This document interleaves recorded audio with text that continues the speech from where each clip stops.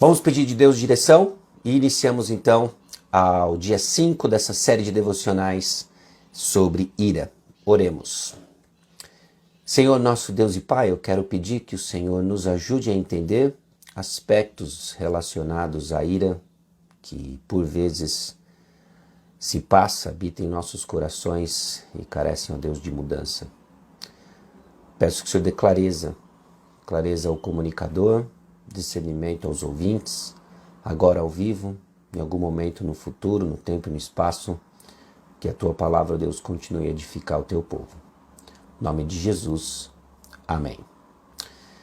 1 João capítulo 3, versículo 15. 1 João capítulo 3, versículo 15. Diz o seguinte: quem odeia o seu irmão é assassino. E vocês sabem que nenhum assassino tem a vida eterna em si mesmo. Então, mais uma vez, 1 João, capítulo 3, versículo 15. 1 João 3, 15. Quem odeia o seu irmão é assassino, e vocês sabem que nenhum assassino tem a vida eterna em si mesmo. No dia 4, ontem, nós refletimos justamente o que Jesus nos ensina sobre assassinato e indo mais profundo do que o mero comportamento ou o ato de tirar a vida de alguém. Vimos que em Jesus, o ensino de Jesus é que a ira tem o seu equivalente moral do assassinato. Mas, obviamente, o mesmo legislador rigoroso é o nosso Senhor e Salvador, e Jesus oferece salvação àqueles que expressam ira e que se tornam culpados diante de Deus. Nosso pecado nos separa de Deus. Então é no Evangelho, é em Cristo Jesus, é na sua graça que nós temos a ponte de reconciliação com o Senhor. Então nessa passagem em particular, o apóstolo João reitera o ensino do nosso Senhor. Odiar alguém é assassinar alguém. Não só nós vemos isso no Sermão do Monte ontem, mas nós vemos aqui reiterado no livro, na primeira epístola de João. Ira é assassinato interior. E isso também merece julgamento. Aqui nós começamos a ver que o nosso pecado não é tão trivial. Nós fazemos escalinhas de pecadinho e pecadão e nos esquecemos de que, antes de tudo, tanto o pecadinho quanto o pecadão, e aqui não estou falando de consequências morais e sociais do pecado, mas ele é contra o Deus Santo, contra a natureza de Deus. Todos eles por si só são extremamente severos. Então, em nossa mente, nós desejamos que alguém seja removido do nosso caminho atual e principalmente completamente sem vida. Se imaginamos então que Deus apenas proíbe as expressões exteriores de ira, Jesus e João nos conduzem então a uma compreensão correta. A palavra de Deus, ela condena ira. Não só o assassinato, a ira externa, quanto a ira interior, o nosso ódio interior. Isso é condenável. Então, qualquer perspectiva que ignore o coração é uma perspectiva insuficiente e não cristã. Nós temos que olhar para o coração. Se nós vamos lidar com a ira da maneira bíblica, da maneira correta, de acordo com a vontade do Senhor, é porque nós estamos olhando para as motivações do coração. As pessoas olham para a aparência exterior, mas Deus julga o coração. Então isso quer dizer que se você luta contra a ira, não é um cristão? Não, não é isso. Definitivamente não é isso. Existe muito espaço na nossa luta contra a ira dentro do cristianismo autêntico, legítimo, de um coração regenerado. Jesus não está falando sobre isso. João, não está condenando a luta contra o pecado. Esses afloramentos ocasionais, não é? Porque justamente, inclusive em 1 João, capítulo 1, versículos 8 e 10, a palavra de Deus fala de que nós temos pecado. Ao contrário, O que nós vemos aqui é a condenação de um padrão estabelecido, sem arrependimento, onde se quer a tristeza contra o pecado e a ira toma e doma o seu coração. Ah, esse sim é complicado, essa é uma identidade distorcida. Então é desse padrão que nós estamos falando. E aqui tem boas novas. Porque pode ser que ao longo já de 4 dias de reflexão, somado com esses 5, você já esteja tomado de tristeza ou sendo exposto em seu pecado. E você começa a ter dúvidas, isso começa a perturbar o seu coração. Deixa eu dizer para você algo. Arrependimento começa com tristeza. Pode ser inclusive de que aquilo que você acha que é sinal da falta de relacionamento com Deus seja justamente um sinal de uma legitimidade de uma caminhada com o Senhor. Você está triste diante do seu pecado. Lógico que tem uma tristeza segundo o mundo que gera morte, mas existe a tristeza segundo Deus que gera vida, arrependimento. Bom, e quando nós, os que pertencemos a Cristo e temos a vida eterna, o que isso significa então em termos de jornada contra a ira? Devemos perceber que cada pensamento, palavra, ação ou desejo iracundo como sendo um assassinato aos olhos de Deus. Esse é o padrão que nós temos que olhar. Nós corremos para a cruz de Jesus diante de um pensamento irado, na tristeza de que matamos alguém dentro do nosso coração. Não devemos minimizar, desculpar ou racionalizar o nosso pecado. Muita gente patina na luta contra a ira porque racionaliza o seu pecado. Ah, eu estou irado porque se fulano não tivesse feito aquilo, não tivesse dito aquilo outro, eu não estaria assim. Se você não agisse dessa forma, não tivesse esse traço de personalidade, eu não ficaria irado. Pois é, esse tipo de postura de justificativa, de desculpa, de racionalização, leva você apenas a ficar patinando num padrão de pecado.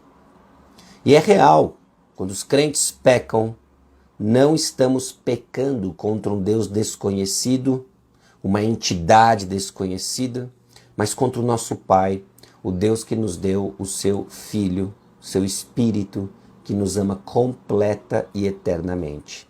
Nesse sentido, então, o nosso pecado é relativamente pior do que o mesmo pecado praticado por um descrente. Mas isso nos faz voltar a algumas passagens de 1 João. Porque a palavra de Deus, ela nos aflige sim. A palavra de Deus, ela aflige nosso coração, confrontando aquilo que precisa ser confrontado. Mas não é só isso que ela faz. A palavra de Deus nos aflige, ela nos destrói para nos consolar e nos reconstruir. Então preste atenção que a própria epístola de 1 João diz sobre aqueles que estão convictos do ódio interior, da sua ira interior, que nada mais é do que assassinar alguém dentro do seu coração e que tem sim um julgamento moral equivalente ao assassinato de uma pessoa. Se confessarmos os nossos pecados, Ele é fiel e justo para perdoar os nossos pecados e nos purificar de toda injustiça. Percebe por que nós tivemos que falar sobre Jesus Cristo ser o mediador e o nosso caminho de acesso ao trono de graça? Nós precisamos correr aos pés da cruz. Nós precisamos correr ao trono de graça. Porque quando percebemos a seriedade, a profundidade do nosso pecado, é em Jesus que encontramos refúgio. Então, meus filhinhos, escrevo-lhes essas coisas para que vocês não pequem. Se, porém, alguém pecar, temos um intercessor junto ao Pai, Jesus Cristo, o justo. Ele é a propiciação pelos nossos pecados, e não somente pelos nossos, mas também pelos pecados de todo o mundo. 1 João capítulo 2, versículos 1 e 2. Então, na mesma carta, na mesma epístola, onde nós encontramos palavras tão duras, que expõem nosso pecado e nos lembram do julgamento sobre o pecado, nós encontramos também esperança de perdão e graça. Então, ao ser deparado e confrontado no seu pecado de ira e ódio interior, corra para os pés da cruz de Cristo. Então, uma pergunta para você.